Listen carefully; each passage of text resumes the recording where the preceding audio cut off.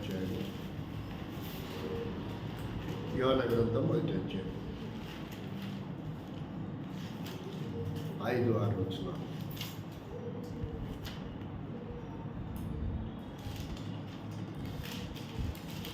మొదటి అధ్యాయం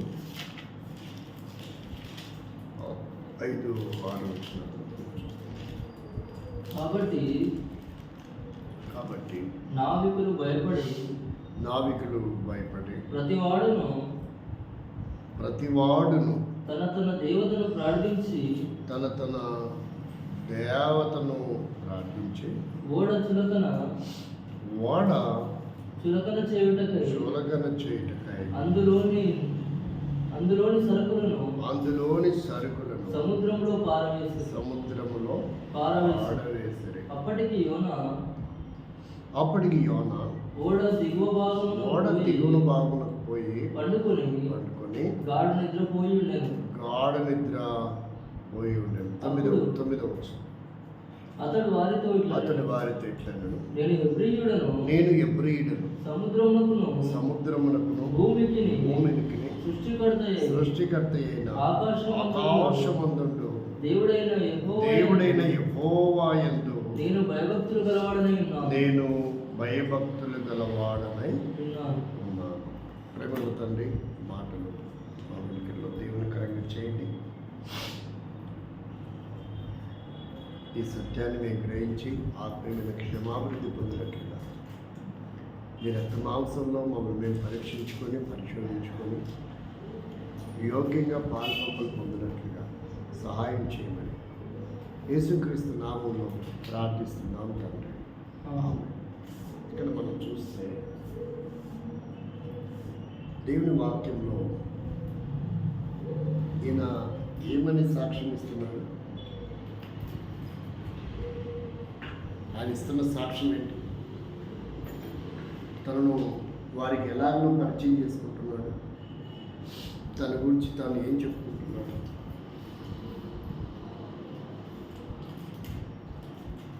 ఏం చెప్పుకుంటున్నాడు? మాట్లాడవాలి. సృష్టికర్త అయిన దేవుడు,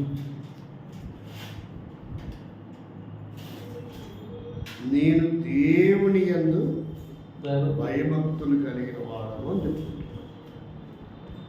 ఏమని చెప్పుకుంటున్నాడు? దేవుని. కానీ అక్కడ చూస్తే కనపడలేదు. ఈయన చెప్పింది నిజమనడానికి అక్కడ ఏ స్కోప్స్ లేవు, ఏ ఆధారాలు కూడా లేవు, లేశమైన ఆధారం లేదు. ఆయన జీవగల దేవుని యందు భయభక్తులు కలిగి ఉన్నాడని లేశము కూడా ఆధారం లేదు. ఈనాడు చాలామంది ఇలాగే ఉన్నారు. ఎలా ఉన్నారు? చాలామంది ఇలాంటి వారు.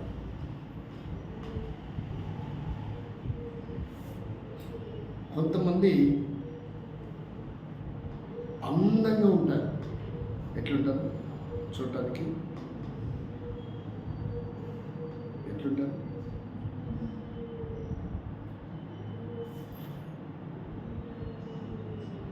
కానీ వాళ్ళ మనసు అందమైంది కాదు, చండాలమైన మనస్తత్వం ఉంటుంది. మనిషి ఆకారం చూసినప్పుడు చాలా అందంగా ఉన్నాడు అనుకుంటారు, కానీ వాళ్ళ మనసు ఎలా ఉండదు?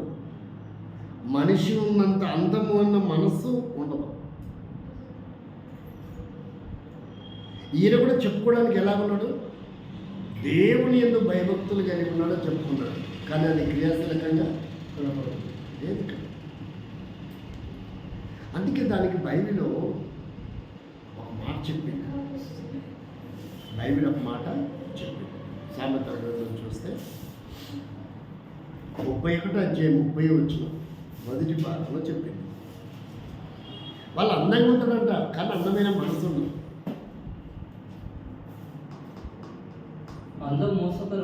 అందము మోసకరము, సౌందర్యము వ్యర్థం. అందం ఎలాంటిదంట? ఈరోజు దేన్ని చూస్తున్నారు? నేను అందమైన మనసు చూశాను అనేవాడిని ఒకడు చూపినాను. ఏ పెళ్లి సంబంధానికైనా వెళ్ళినా నేను అందమైన మనసున్న వ్యక్తిని చూశానని వాడు ఎవడైనా ఉంటాడా? చెప్పరేంటండి.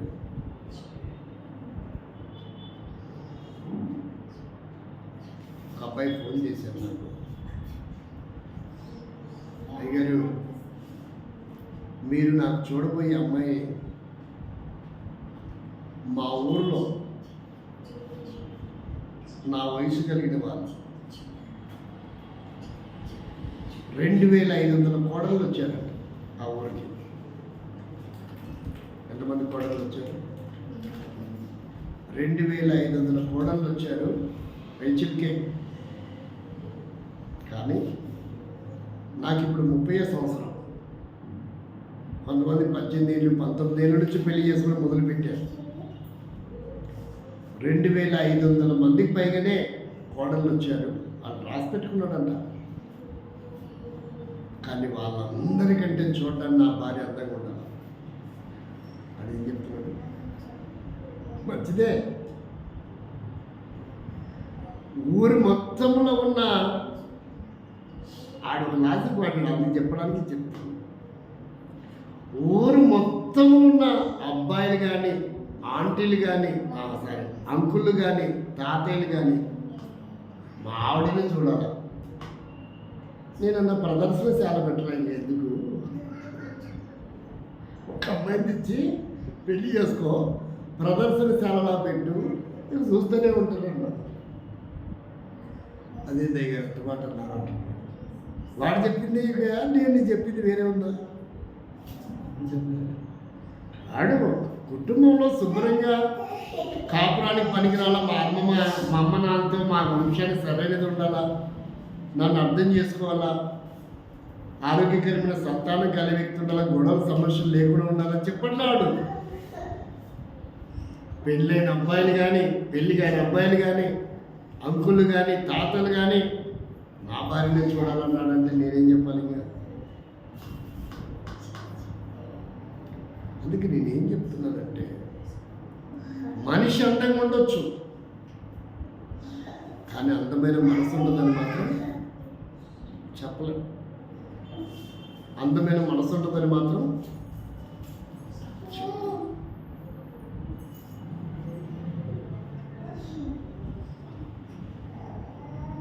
నాకు తెలిసిన 2 వ్యక్తుల్ని పరిచయం చేస్తాను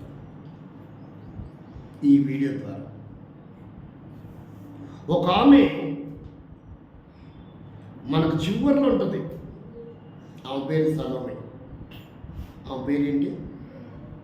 పేరుతో సహా చెప్తున్నా, ఇంటి పేరు గుర్తులేదు. ఆమె పేరు సలోమి. ఆమె ఒక టీచర్.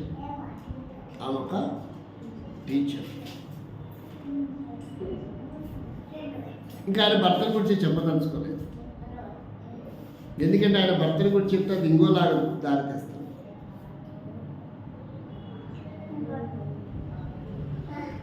చిన్న మాట అంటే నా భర్త బాధపడతాడేమో అని ఈమె నలిగిపోతూ ఉంటుందండి.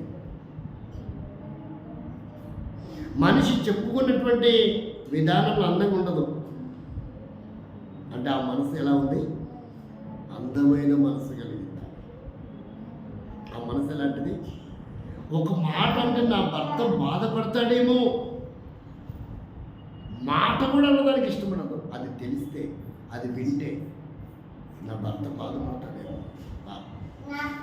నిజంగా అలాంటిదండి భార్య అంటే. అలాంటి భార్య. ఆయనకు 2వ పెళ్ళి. ఆయనకి ఈమెవరు? ఆయనకు 2వ పెళ్ళి. 2 కొడుకులో 3 కొడుకులో ఉన్నారు ఆయనకి, కరెక్ట్ పూర్తిగా తెలియదు. ఈమె పడుచమ్మాయే ఆయనను పెళ్లి చేసుకుంది. ఎంత త్యాగమో చూడండి. టీచర్ అయ్యుండి ఒక వివాహమై భార్యను కోల్పోయిన వ్యక్తిని చేసుకోవడం అంటే అంత మామూలు విషయం కాదు. కాబట్టి ఎందుకు చెప్తున్నానంటే అలాంటి వ్యక్తులు, అలాంటి అందమైన మనస్సు కలిగిన వాళ్ళు భూమి మీద ఉండబట్టే ఇంకా ప్రజలు పురుషులు బతుకుతున్నారు సంతోషంగా. ఇది ఆశ్చర్యం. పలమనేరులో ఉంటారు వాళ్ళు. ఆయన ఆయన ఆయన ఆమె భర్త పేరు లాజరు, ఆమె కుమారుడి పేరు, ఆమె కన్న కుమారుడి పేరు షాలేం అనుకుంటా. ఆయనకు ముందున్న ఇద్దరు అబ్బాయిల పేరు భరత్, చిన్న, అలా పిలుస్తారు. నిజంగా ఆ భార్య చూడటానికి అందంగా లేకపోయి ఉండొచ్చు, కానీ అందమైన మనసు ఉంది. ఏంటిది అది? చూడటానికి అందం లేకపోవచ్చు కానీ ఏముంది? అందమైన మనసు. ఇంకొక అమ్మాయిని గురించి చెప్తాను. చాలామంది ఉన్నారు ఇలాంటి వాళ్ళు నా జీవితంలో, నాకు తెలిసిన వాళ్ళు. కోపలలో వేలలో కదా లక్షల్లో ఉన్నారు అలాంటి. నందికొట్కూరులో ఒక అమ్మాయి ఉంటుంది. ఆమె పేరు వందన. ఆమె పేరేంటి? వందన. భర్తకు ఉద్యోగం లేదు, ఈయన కూడా భర్తకు ఉద్యోగం లేదు. ఈ వందన అనే అమ్మాయికి గవర్నమెంట్ ఉద్యోగం. రోజు డ్యూటీ చేసుకొని తిరిగి వస్తుంది ఆమె.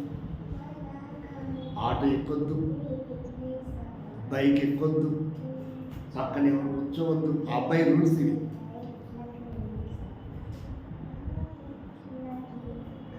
ఆ పిల్ల అంటది, చిన్నదే కాబట్టి ఇలా అంటుంది. ఆ అమ్మాయి అంటది, నేనేమన్నంటే ఆయన గారు బాధపడతారండి సుధాకర్. మరి ఎందుకు నా తల్లి అంటే ఏం చేస్తాము, తప్పదు. ఏం చేస్తామన్నా తప్పదు. ఆయన ఎందుకు బాధ పెట్టాలా? ఆ బాధ ఏది నేనే పడతాను. నిజంగా ఇలాంటి వ్యక్తులు వర్ణనాతీతం. కొంతమంది నీచ్ కమ్మిన స్వభావం కలిగిన వారు ఉంటారు, చూడటానికి అందంగా ఉంటారు, ఎప్పుడు కుటుంబాల్లో గొడవలు పెడుతూ, వాళ్ళు బాగుంటే ఓర్చుకోలేరు, వీళ్ళు బాగుంటే ఓర్చుకోలేరు, లేనిపోనివన్నీ పెట్టి గొడవలు పెట్టి ఇగో అడ్డం వస్తుంటుంది. నాదే గెలవాలా. అలాంటి వారు అందంగా ఉంటే అందంతో పనిలేదు. వాళ్ళ అందానికి గౌరవించడం.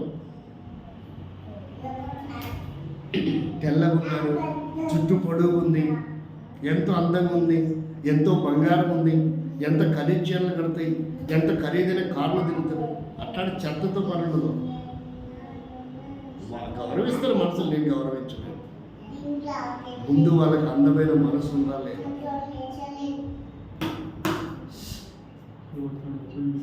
వాళ్ళకు ముందు అందమైన మనసు ఉందా లేదా? వాళ్ళని పొగుడుకోవడం కాదు గొప్పతనం, ఎదుటి వాడిని పొగడం గొప్పతనం. వాళ్ళని నన్ను అర్థం చేసుకోవడం గొప్పతనం కాదు, ఎదుటి వారిని అర్థం చేసుకోవడం గొప్పతనం. కాబట్టి దేవుడు అశ్వరసు రాజుకి ఒక అందగత్తెనిచ్చాడు. ఒకసారి చదువుదామా? ఎస్తేరు గ్రంథం. ఎంతో నిష్ఠ గరిష్టలుగా ఉన్నట్టు కనబడుతుంది ఆమె.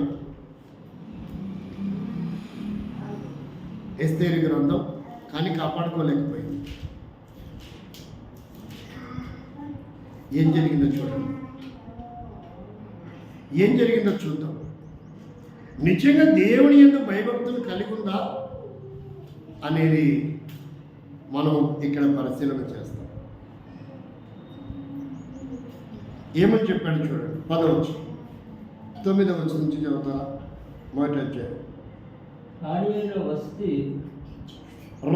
అయిన వస్తీ కూడా రాజైన అశ్వరసు కోటలో స్త్రీలకు ఒక విందు చేయించెను. 7వ దినమందు రాజు ద్రాక్షారసము త్రాగి సంతోషముగా ఉన్నప్పుడు కూడి వచ్చిన జన సమూహములకు అధిపతులకు రాణి అయిన వస్తీ యొక్క సౌందర్యమును కనుపరచవలనని రాజ కిరీటము ధరించుకుని ఆమెను తన సన్నిధికి పిలుచుకొని వచ్చినట్లు రాజైన అశ్వరోషు ఎదుట ఉపచారము చేయు మెహూమాను బిక్తా అర్బోన బిక్తా అబక్త చేతరు కర్కసను ఏడుగురు నపుంసకులు ఆజ్ఞాపించును. ఆమె సౌందర్యవతి. ఇప్పుడు చదువు 12. రాజైన వస్తి రాణి అయిన వస్తి నపుంసకుల చేత ఇయ్యబడిన రాజాజ్ఞ ప్రకారము వచ్చుటకు ఒప్పకపోగా రాజు మిగుల కోపగించెను. ఇప్పుడు అర్థమైందా? తప్పేముందండి? రాజు తన సామంతులకు మంత్రులకు తన ప్రజలకి సమాజం అడుగుతారా లేదా? ఏమయ్యా మీ ఆవిడ చూపించలేదు నాకు అని అంటారు లేదా? గొరకేసి పెట్టడానికే కామన్గా అడుగుతారు, ఏమయ్యా మీ ఆవిడని చూపించలేదని. అలాగే అశ్వరోసు కూడా ఆలోచించాడేమో. వాడన్నట్టు కాదు, ఊరు మొత్తం మా ఆవిడని చూడాలన్నట్టు కాదు. ఇది వేరే టైం. సందర్భ సహితంగా అర్థం చేసుకోవాలా వాక్యాన్ని. అయితే ఈమెం చేసిందంట? చూడటానికి ఎలా ఉంది?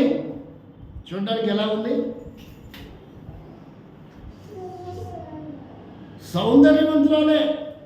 చూడటానికి ఎలా ఉంది?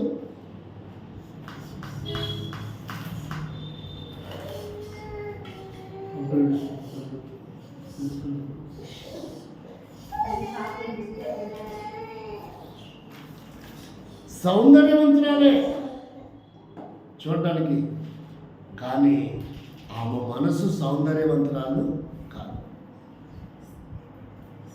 ఒక గొప్ప సూక్ష్మ కోటను పోగొట్టుకుందండి. రాణిగా ఉండే అథారిటీ పోగొట్టుకుంది ఆ బుద్ధిహీనురాలు. చాలా మందికి ఇలాంటి అలవాటు ఉంటుంది. భర్త గౌరవ మర్యాదను కాపాడుకోరు. అయ్యో దేవుడిచ్చాడే, నా బతుకు ఎలాంటిది, ఈ వ్యక్తితో నేను ఎలా జీవించాలి, ఈ వ్యక్తి దగ్గర ఎలా గడపాలి, ఈ వ్యక్తి నేను ఎలా కాపాడుకోవాలి, ఎలా సంరక్షించుకోవాలి, ఎలా లోబడి ఉండాలి, ఎలా గౌరవించాలి తెలియదు కొంతమందికి. అసలు అలాంటి స్త్రీలు పెళ్లి చేసుకోవడం తప్పనిపిస్తుంది. వాళ్ళు ఉద్ధరించేది ఏం లేదు, కొంపల్ని కూల్చడం, నాశనం చేయడం తప్పే తప్ప. సుమంగలిగా ఉండవలసిన భార్యలు ఇప్పుడు ఏం చేస్తున్నారు? భర్తల్ని చంపుకుంటున్నారు. భర్త చంపాడంటే ఏమైనట్టు? ఆమె విధవరాలైనట్టు. భర్త చచ్చాడంటే అర్థమైంది.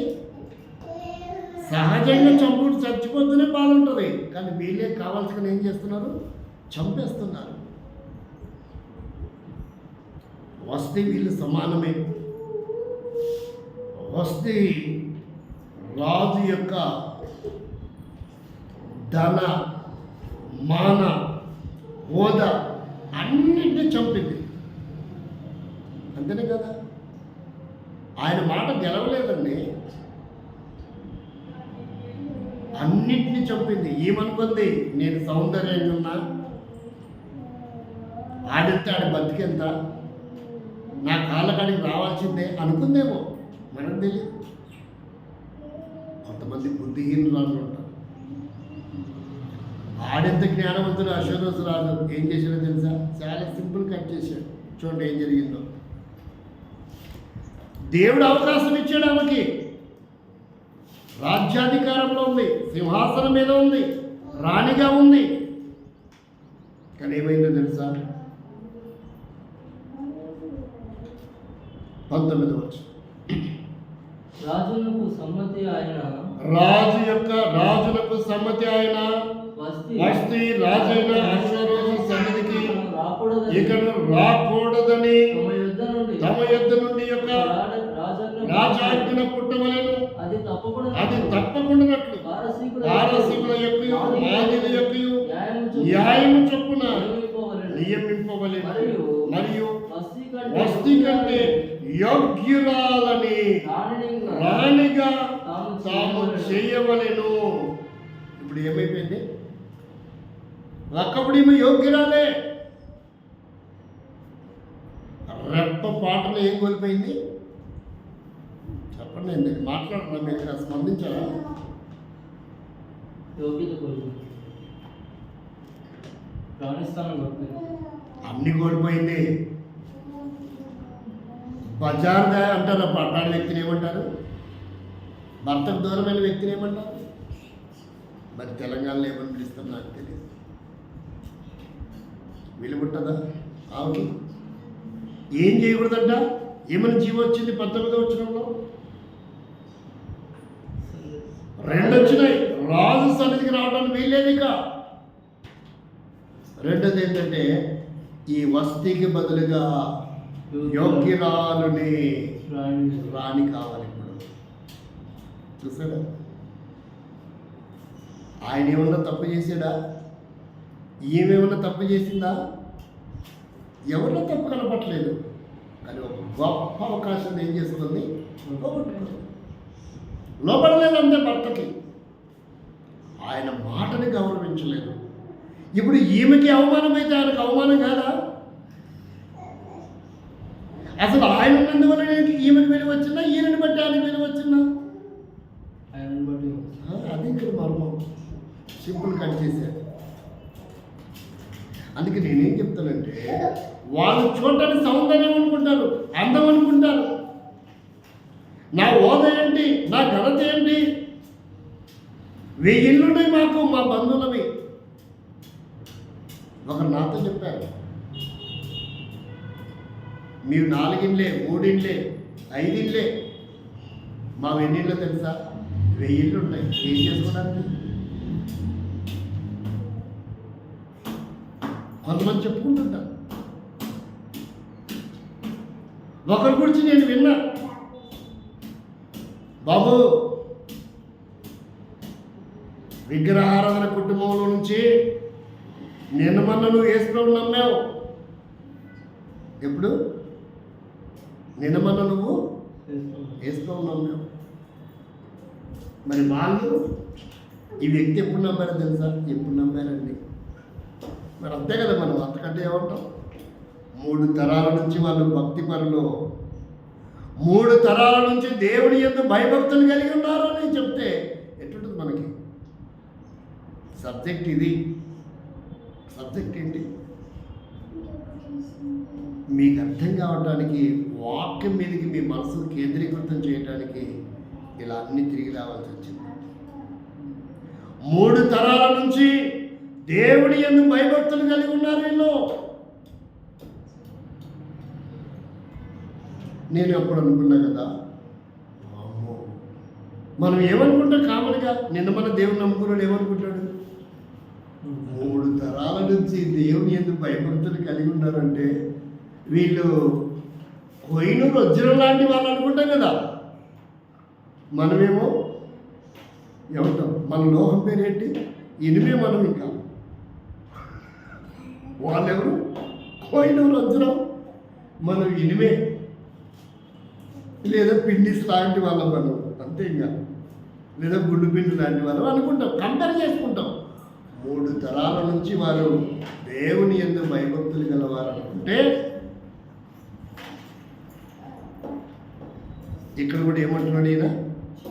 నేను ఆకాశమునకును భూమికిని సమస్తమునకు సృష్టికర్త అయిన దేవుని యందు భయభక్తులు గలవాడని చెప్పేవాడు. అలా చెప్తే మనం మోసపోతామా లేదా? ఈనాడు ఎవడు భక్తిపరుడో, ఎవరిలో దేవుని యందు భయభక్తులు ఉన్నాయో, పై ఆకారం చూసి, నోటి మాటను చూసి మనం నమ్మకూడదు. మోసపోతున్నారు. కొంతమంది అందాన్ని చూసి మోసపోతున్నారు, కొంతమంది పై రూపాయలు చూసి మోసపోతున్నారు, కొంతమంది డబ్బులు చూసి మోసపోతున్నారు, కొంతమంది వాక్చాతుర్యాన్ని చూసి మోసపోతున్నారు, కొంతమంది తలాంతరం చూసి మోసపోతున్నారు, కొంతమంది వాహనాలని, డబ్బును చూసి, ఆస్తులను చూసి. అన్నిటికంటే ప్రమాదకరమైనది ఏంటంటే భక్తిని చూసి మోసపోవటం. దీని మించిన ప్రమాదం మరొకటి నేను ఓపెన్ చెప్తున్నానండి. ఇవన్నీ మోసాలు చేస్తావి, అవి సహజం, అవి లోక సంబంధమైనవి. ఓకే, పక్కన పెడతాం. అన్నిటికంటే ప్రమాదమైంది ఏంటి? భక్తి. అబ్బో, ఈయన నీతిమంతుడండి, ఈయనకి ఏ అలవాటు లేదండి, ఈయన పరిశుద్ధుడండి, ఈయన పరిశుద్ధురాలండి, ఏ లోపం లేదండి.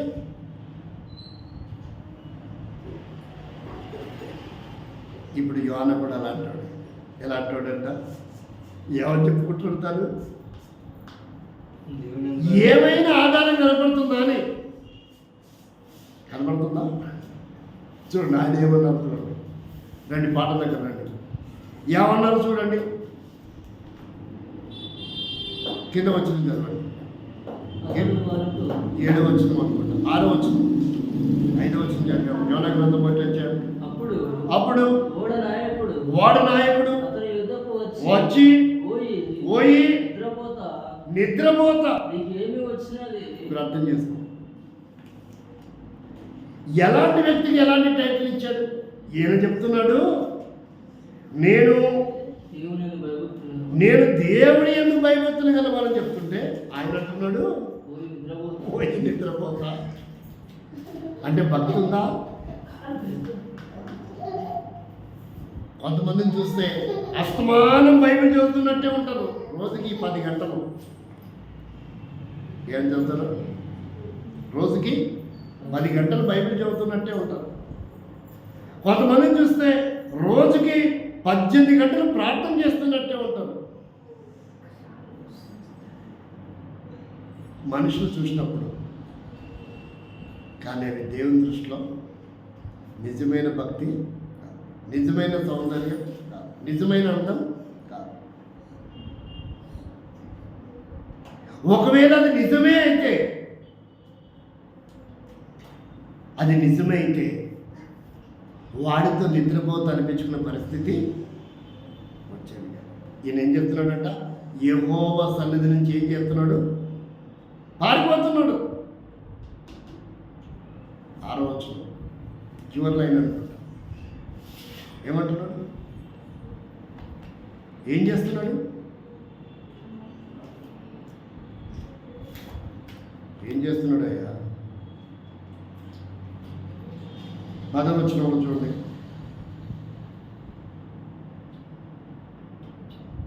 ఏం చేసినాడంట? మొదట్లో తాను యెహోవా సన్నిధిలో నుండి. మరి భయభక్తులు గలవాడు పారిపోతాడా? సాత్వికం ఏది?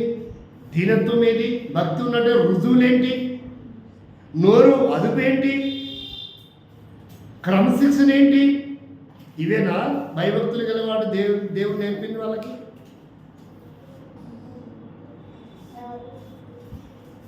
భర్త మీద అజమాయిషి, పురుషుని మీద అధికారం, పురుషుని కంట్రోల్ పెట్టుకోవడం అనుకోవడం నిజంగా భక్తి ఉన్నట్టు నెలకి.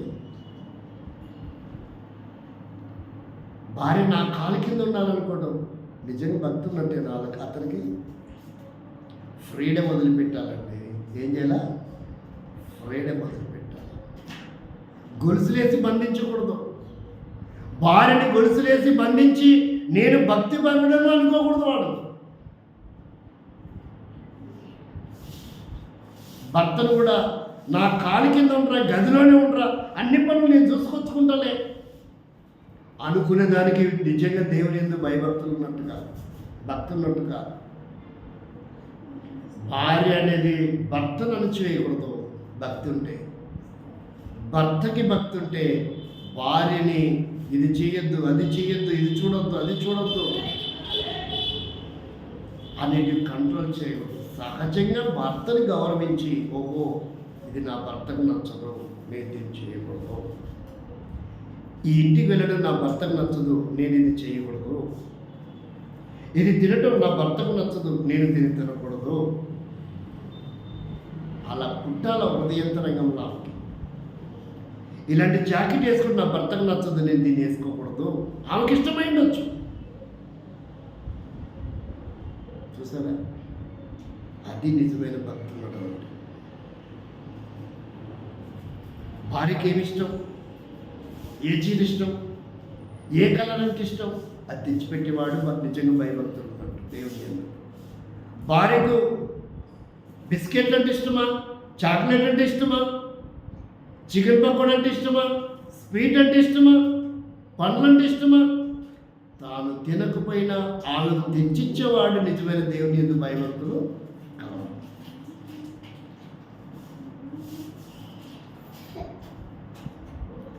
ఒకరోజు నన్ను మా అబ్బాయి అడిగాడు, డాడీ వాడికి అప్పుడు 4 సంవత్సరాలు 5 సంవత్సరాలు ఉంటాయి. చాలా లాజిక్ అడిగాడు. అన్నీ ఎప్పుడు తెచ్చినా డజన్ తెస్తావు కదా, మామిడి పండు డజన్ చేస్తావు, సపోటాలు డజన్ చేస్తావు, జామకాయలు డజన్ చేస్తావు, అన్ని డజన్ తెస్తావు కదా, మరి తల అందరికీ 2 పంచి పెడతావు కదా.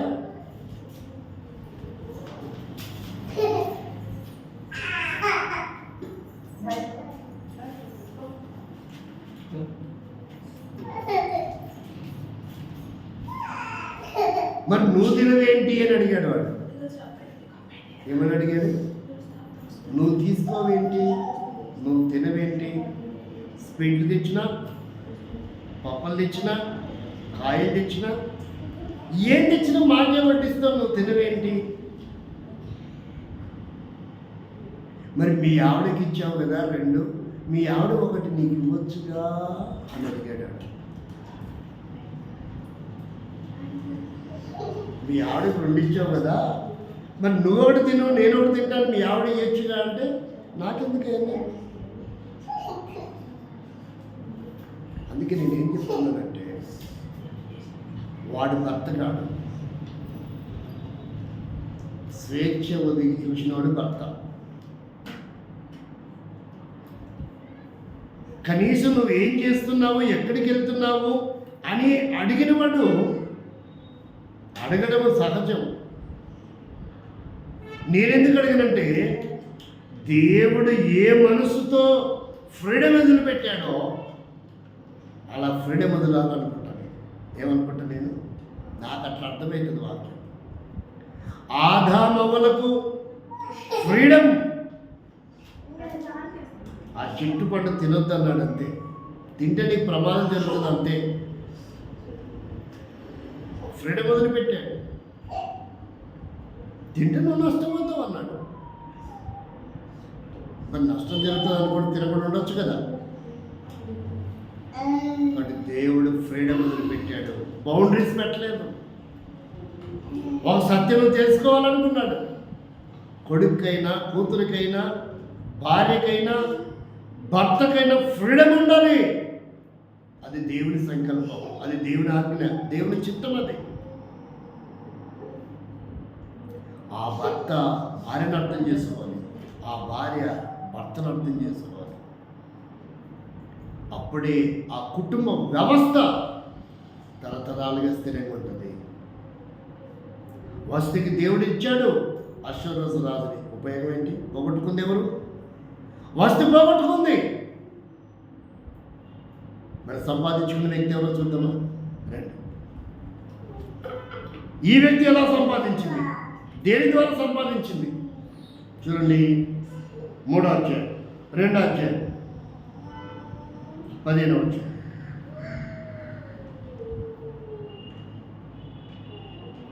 ఆమె ఎలా సంపాదించుకుంది? 13వ వచనం నుంచి. ఆ సూసాను కోటకి ఎలా రానయింది? ఆమెలో ఏముంది? ఏం చూస్తాడు రాజు? ఈరోజు నీ రాజు నా రాజు ఏం చూస్తున్నాడు మనలో? ప్రభువులను చేయడానికి మనం యోగ్యులమేనా, అర్హులమేనా పరీక్షించుకుందాం. 13 నుంచి.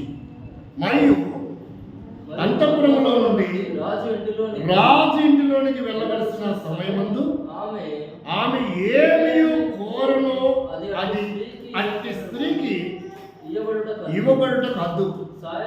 ఒక జీవం ఇచ్చాడంట.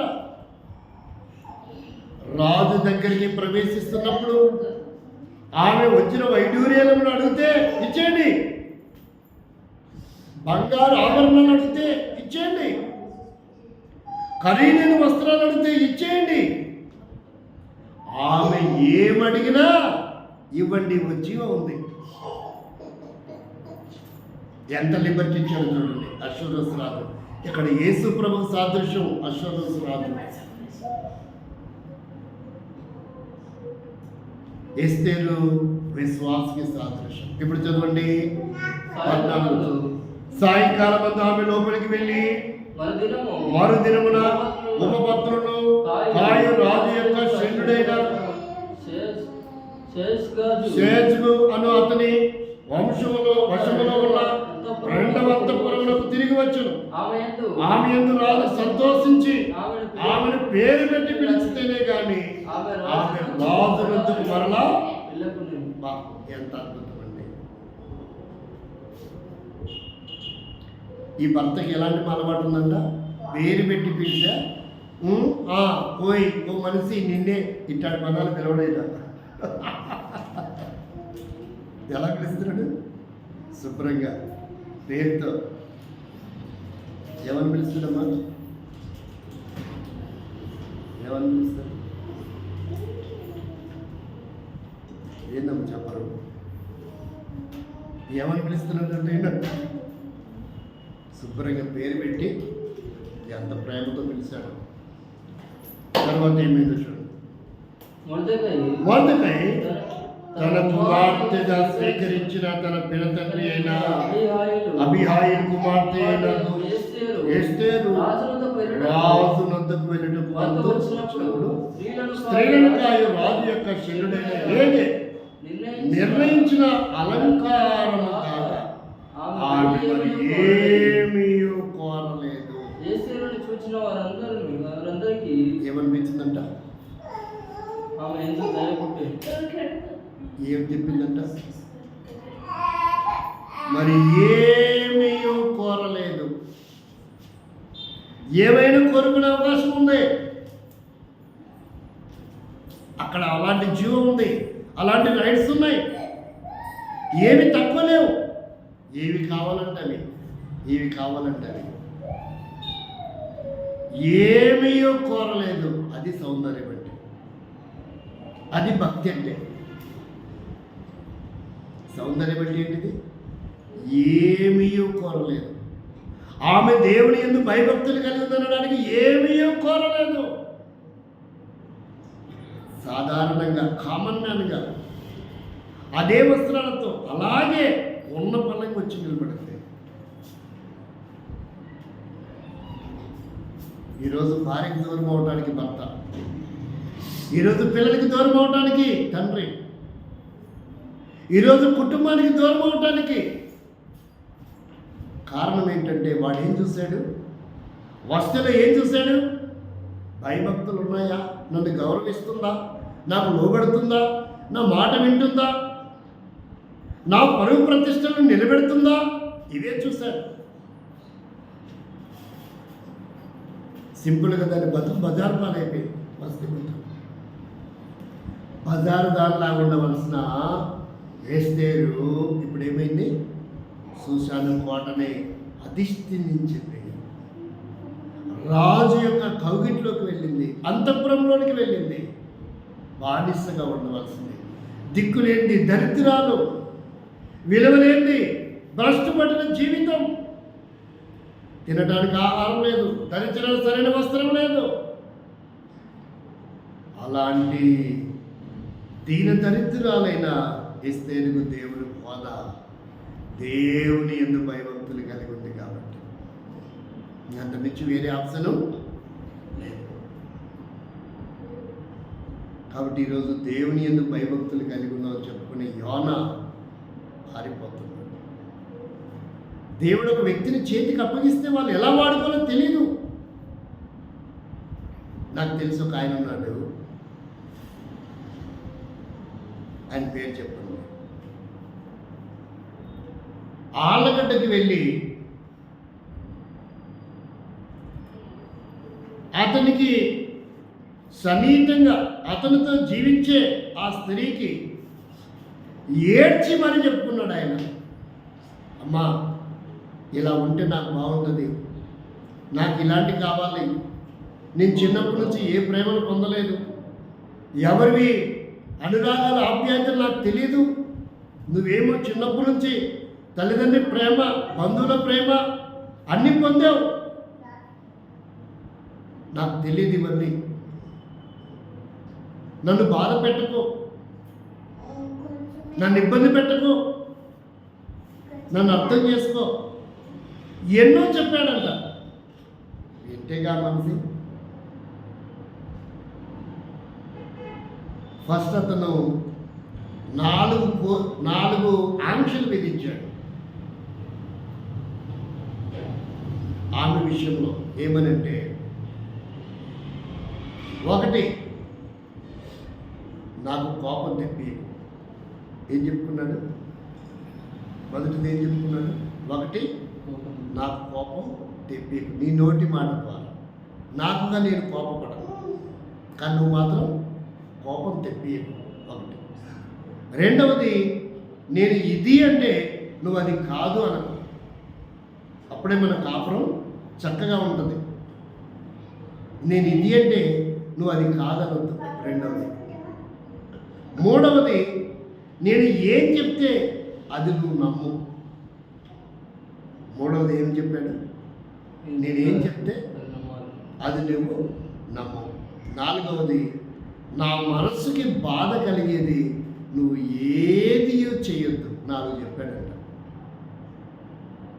1 కూడా చేయలేదు. 1 కూడా చేయలేదు. ఈ 4 వదిలిపెట్టాడు. కొన్ని సంవత్సరాల తర్వాత ఇంకోటి అడిగాడంట. ఈ 4 చేయొచ్చా? అవి ఏమైనా కష్టమా? ఆ స్త్రీకి కష్టమా? ఏ కష్టమేం కాదు. మీ తల్లిదండ్రులు ఆస్తి రాసేమని అడగలేదు, నా కొరకు నువ్వు నీ ప్రాణం పెట్టని అడగలేదు, నీ ఇష్టాలు చంపుకొని అడగలేదు, నువ్వు ఎవరితో మాట్లాడుతాను అడగలేదు, ఏం అడగలా. మన ఇద్దరం సుఖంగా ఉండాలంటే ఈ 4 నువ్వు చేయమని అడిగాడు. అది కూడా వస్తీ లాంటిదే అన్నమాట. ఎలాంటిది ఏంటిది? వస్తీ లాంటిదే ఏంటిది. అవి చేయలే 4. ఇంకా అతను విరమించుకున్నాడు. కొన్ని సంవత్సరాలు అయింది. ఇక ఈ అజ్ఞాని ఇంతేలే అనుకున్నాడు. చివరికి ముగింపు దినాలలో ఒకడు చెప్పాడంట మరొకటి. అదేంటంటే, నాకు ఇష్టమైనది నువ్వు చేయకపోయినా బాధలేదు. ఏం చెప్పాడంట? 4 అన్నా కదా, అవి చేయకపోయినా బాధలేదు, ఏం చేయకపోయినా బాధలేదు,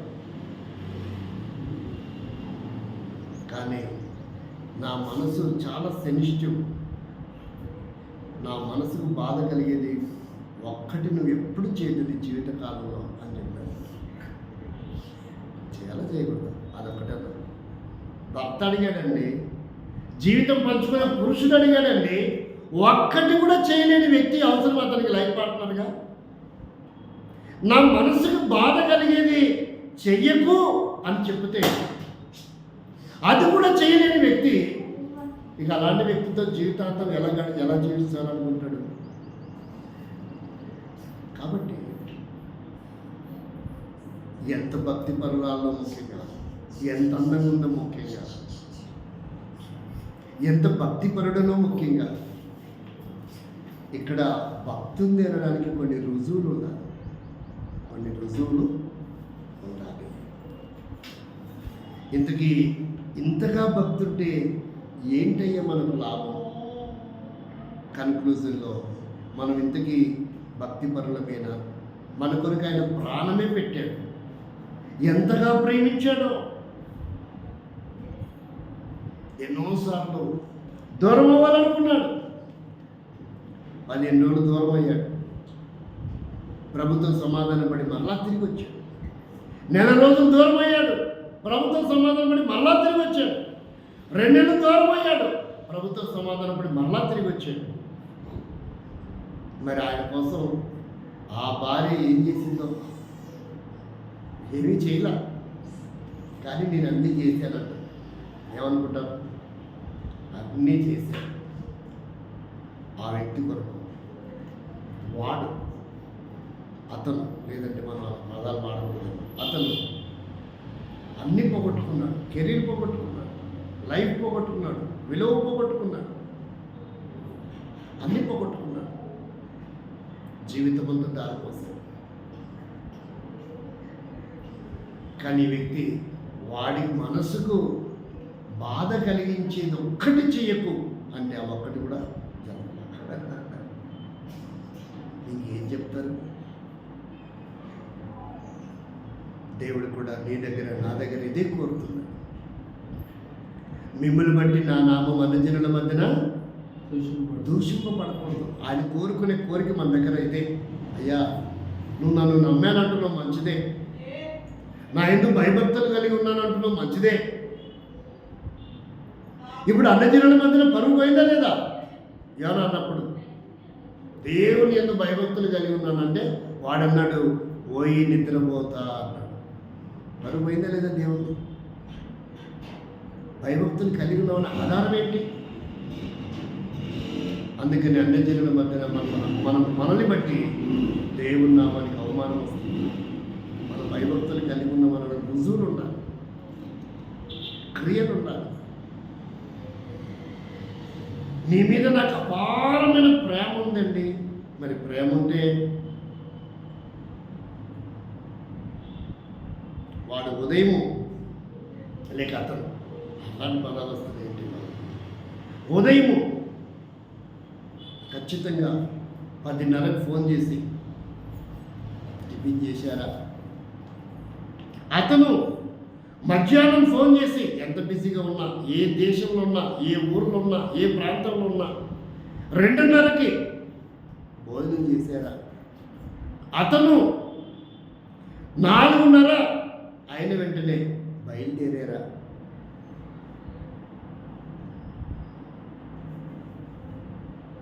ఇన్ని అడుగుతున్నాడంటే ఎక్కడున్నా వాడి ప్రేమ ఉన్నట్ట లేనట్ట అతనికి. ఆ ప్రేమను పొందాలంటే ఎంత భక్తురాలైందానో వస్తే పోగొట్టుకుంది. దానికి హక్కుదారు ఎస్తేరైంది. ఒకవేళ ఎస్తేరు కూడా అలాగే ఉంటే అశ్వరోజు పరిస్థితి ఏంటి? ఇక అశ్వరోజుకి స్త్రీ జాతి మీద ఏం పడుతుంది? విరక్తి పడుతుంది. తల్లి అనేది సరైనది కాకపో, భార్య అనేది సరైనది కాకపో, ఇంక ఏ స్త్రీతో నాకు సంబంధం లేదు. ఇక వాడు ఒక కరుడు కట్టినటువంటి వ్యక్తిగా మారిపోతాడు. అలా మార్చడానికి కారణం ఏంటి? మొదటి ఎవరు? తల్లి. రెండో స్త్రీ ఎవరు? భార్య. ఇక చూస్తే ఎవరు చూస్తారు? ఒకటోసారి, రెండోసారి, ఇంకా ఏం మాడతారండి? మూడోసారి అయిపోయా. ఇక 4వ వ్యక్తికి అవకాశం ఉండదు. కాబట్టి ఈ రోజుల్లో సినిమా తారలు అయితే ఏం చేస్తారు? ఎంతమందినైనా పెళ్లి చేస్తారు. 65, 70 ఏళ్ళు వచ్చినా చేసుకుంటారు. నాకు ఒక ఆయన ఊరి పేరు చెప్పండి, మనిషి పేరు చెప్తారు. ఊరి పేరు చెప్తే తెలిసిపోతుంటాడు. జోసఫ్ గారని ఒక ఆయన పరిచయం. ఆయనకు 63, 65 ఏళ్ళు ఉన్నాయంట. ఆయన అంటాడు, అయ్యా నాకు కొంచెం ఒక అమ్మాయిని చూసి పెట్టు. ఏమంటున్నాడు? ఒక అమ్మాయిని కాబట్టి ఆశ్చర్యం వేస్తుంది. ఎందుకయ్యా అంటే వద్దనుకున్నానండి అన్నాడు. నిజంగా చెప్పండి అన్నాను. అనుకున్నాలే కానీ మళ్ళీ అనుకున్నా కానీ ఏమో పరిస్థితులు ఎలా ఉంటాయో. కాబట్టి అర్థం చేసుకునే వ్యక్తి ఉంటే అరణ్యము కూడా రాజభోగంగా ఉంటుంది. అర్థం చేసుకోలేని వస్తి లాంటి వ్యక్తి ఉంటే రాజరికం కూడా అరణ్యంలాగా ఉంటుంది. అలా సింపుల్గా అశ్వరోషు వస్తిని దూరం చేసుకోగలిగాడు. ఎంత సింపుల్గా దూరమైందో తెలుసా? కానీ దేవుడు మనం దూరం చేసుకోవట్లే, ఇంకా ప్రేమిస్తున్నాడు. ఇంకా ప్రేమిస్తున్నాడు. వదిలిపెట్టుకోవడం ఇష్టపడట్లేదు. ఇంకా మారుతామేమో, ఇంకా మారుతామేమో, ఇంకా ఆయన భక్తిగా ఉంటామేమో, ఆయన వరకు జీవిస్తామేమో, ఇంకా తెలుసుకుంటామేమో, ఇంకా నేర్చుకుంటామేమో అని ఆయన ఎదురు చూస్తూ ఉన్నాడు. ఒకరోజు ఆయన కూడా ఏం పడుతుంది, విరక్తి పడుతుంది, ప్రళయం రప్పిస్తాడు. అంతే, మనం నిలబడాలా, తట్టుకోవాలా. ప్రభువా, నీ ఉగ్రత, నీ కోపము, నీ ఆవేశము నేను భరించలేను ప్రభా, నన్ను క్షమించు. వస్తీ లాంటి స్వభావమే నాది, ఎస్తేరు లాంటి స్వభావంగా నన్ను మార్చు. నీ కొరకు జీవిస్తా ప్రభా. అనేక పర్యాయంలో నిన్ను బాధ పెట్టాను, నీకు ఇబ్బంది కలిగించాను, నా ప్రవర్తన ద్వారా, నా మాటల ద్వారా, నా పద్ధతుల ద్వారా, నా క్రియల ద్వారా నీకు నచ్చింది చేయలేకపోయాను, నీ ఇష్టాన్ని జరిగించలేకపోయాను. మనసుల ఇష్టాలు నెరవేర్చాను, నా ఇష్టాలు నెరవేర్చుకున్నాను, నీ ఇష్టం నెరవేర్చలేకపోయా. దాని బదులు వస్తు ఎంత వేదన అనిపిస్తుందో ఈరోజు. అశ్వరోజు ఇష్టాన్ని నెరవేర్చిన ఎస్తేరు ఎంత వైభవం అనిపిస్తుందో. ఈరోజు మనం వస్తు లాగున్నామా, ఎస్తేరుకు లాగున్నామా? ఆయన పెళ్లి కుమారుడిగా రాబోతున్నాడు, మనం వధువుగా సిద్ధపడాలి. ఆ మధ్య ఆకాశం, ఆ విందులో, ఆ వివాహంలో మనం పాల్పొంపులు పొందాలి. ఆయన మన ప్రభువైన యేసుక్రీస్తు వారు వరుడిగా రాబోతున్నాడు, మనం వధువు సంఘముగా సిద్ధపడాలి. ఆయన ఇష్టాన్ని జరిగించడానికి, ఆయన ఇష్టాన్ని జరిగించడానికి, మన ఇష్టాన్ని చంపబడాలి కాదు. ప్రభువా, నేను నా ఇష్టం నెరవేర్చుకును, నీ కొరకే జీవిస్తా, నీ చిత్తం జరిగిస్తా, నిన్ను బాధ పెట్టను, ఎక్కడ నీకు ఇబ్బంది కలిగించను. వస్తీ లాంటి స్వభావం నేను ఉండను ప్రభా. ఎస్తేరు లాంటి స్వభావం కలిగి జీవించడానికి నాకు సహాయం చేయండి. నా సైకాలజీ స్వభావం ఇలాంటిదే, వస్తీ లాంటిదే. నేను భయభక్తులు కలిగి ఉన్నాను అనుకున్నా, నేను క్రీస్తులో సౌందర్యంగా ఉన్నాను అనుకున్నా, భక్తిపరుడని అనుకున్నా, భక్తిపరురాలని అనుకున్నా. కానీ నేను వస్తీ లాంటి వ్యక్తినే, యోన లాంటి వ్యక్తినే. నన్ను క్షమించు ప్రభా. నేను యోగ్యురాన్ని కాదు, యోగ్యుని కాదు నీ బలలో చేయవేయడానికి. నన్ను సిద్ధపరచు, నన్ను సిద్ధపరచు. ఒక మంచి తీర్మానం. ఇలా భయభక్తులు ఉంటే జరిగే గొప్ప ఆశీర్వాదం. అది దేవునికి లోబడితే, దేవుని చిత్తం జరిగిస్తే, దేవునికి అనుకూలంగా ఉంటే. చివరి వచ్చిన జోగం 115వ కీర్తన 11వ వచనం. దేవుని యందు భయభక్తులు కలిగి ఉంటే ఏం సంభవించుతుంది? ఆయన కొరకేనా, మన కొరకు ఏం లేదా? చూద్దాం. ఆయన కొరకు మాత్రమేనా, మన కొరకు కూడా ఏమైనా ఉందా? భయభక్తులు కలిగి ఉంటే. ఎందుకు యోన భయభక్తులు కలిగి ఉందని చెప్పాడు, ఎందుకు వస్తే భయభక్తులు అని చెప్పాడు. ఏం కోరుకుంటున్నాడు దేవుడు మన దగ్గర, ఏం చేయాలనుకుంటున్నాడు భయభక్తులు కలిగి ఉంటే? భూమి ఆకాశంలో 112:13.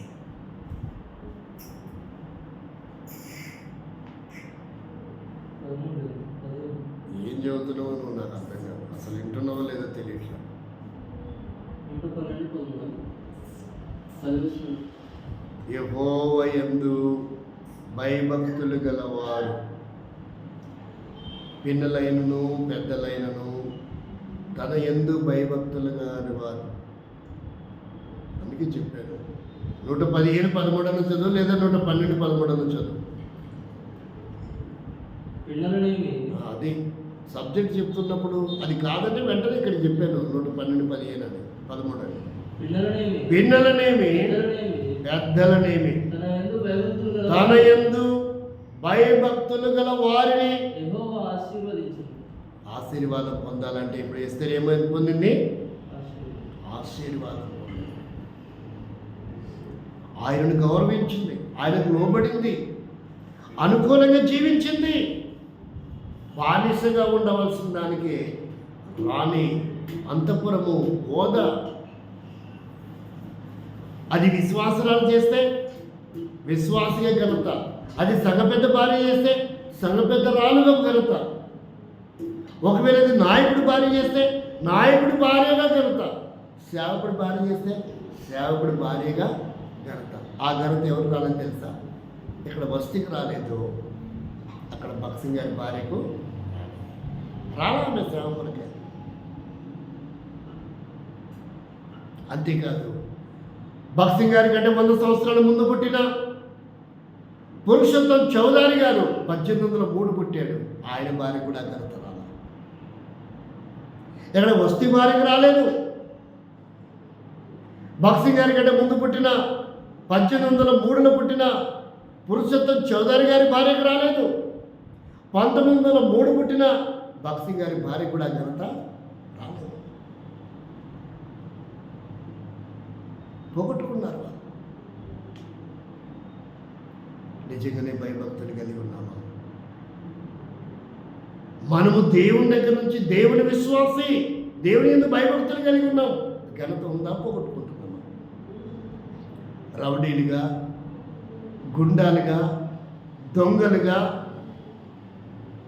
ఇతరులు కించపరిచేవారుగా, మోసగించేవారుగా, కోర్టులు, గొడవలు, కేసులు, ఇదే మనం దేవుని యందు భయభక్తులు కలిగి ఉన్నామన్న రుజువులు. ఏమన్నా భార్యమా? ఇలాంటి వారు కూడా పనులు చేయవేద్దమ్మా. అసూయ, ద్వేషం, కుళ్ళు, కుతంత్రాలు, ఎదుటివాడి కీడు కోరుకోవడం, నష్టం కోరుకోవడం, ప్రమాదం కోరుకోవడం, నాశనం కోరుకోవడం, ఇలాంటి లక్షణాలు అది ఏ సహవాసమైనా, ఏ సమాజమైనా, అది రాజకీయమా, అది ఉద్యోగమా, వ్యాపారమా, సాఫ్ట్వేరా, అది పోలీస్ వ్యవస్థనా, విద్య వ్యవస్థనా, వైద్య వ్యవస్థనా, ఆర్మీ వ్యవస్థనా, న్యాయ వ్యవస్థనా, ఏ వ్యవస్థలో ఉన్నప్పటికీ ఇలాంటి అలవాట్లు ఉంటే, ఇతరుల నష్టాన్ని కోరుకుంటే, ఇతరుల కీడు జరగాలనుకుంటే, ఇతరుల ప్రమాదంలో పడిపోవాలనుకుంటే, నువ్వు ఎంత స్థాయిలో ఉన్నా మన బ్రతుకు వస్తీ పట్టినట్టే, మన బ్రతుకు ఆ పురుషోత్తం చౌదరి గారి భార్య పట్టినట్టే, మన బ్రతుకు భక్సింగ్ గారి భార్య పట్టినట్టే. మనము దేవుడికి భార్యగా ఉండలేము, యోగ్యరాలిగా ఉండలేము, ఆత్మ సంబంధమైన భార్య కాలేము. మితముగా, వినయముగా, గౌరవార్థకంగా, భక్తి వైరాగ్యముతో, కడు జాగ్రత్తగా, భయము వణుకుతో దేవుని కొరకు మనం జీవిస్తే అప్పుడు యోగ్యులం. ప్రభు మెచ్చుకోవాలా? వాళ్ళు మెచ్చుకోవడం, నన్ను నేను మెచ్చుకోవడం కాదు. నా భక్తి అంటే ఏంటిది, నా త్యాగం ఏంటిది, నా సమర్పణ ఏంటిది మెచ్చుకోవడం కాదు. ప్రభు మెచ్చుకునేవాడు యోగ్యుడు. అలాంటి యోగ్యత కలిగిన వారమై ప్రభువులను మనం చేయగలుగుతాం. అది ఏ డినామినేషన్ అయినా, ఏ సహవాసమైనా, ఏ నాయకత్వం కూడా ఉన్నా, ఏ స్థానంలో ఉన్నా, ఈ లక్షణాలు కలిగి ఉన్నామా? ప్రభు కొరకు యోగ్యంగా ఉన్నామా? యోగ్యురాలుగా మనం ఉన్నామా? పరీక్షించుకొని ప్రభువులను మనం చేయాలి. ప్రేమల తండ్రి, మాటలు మా వెలుగులో దేవునికరంగా చేయాలి.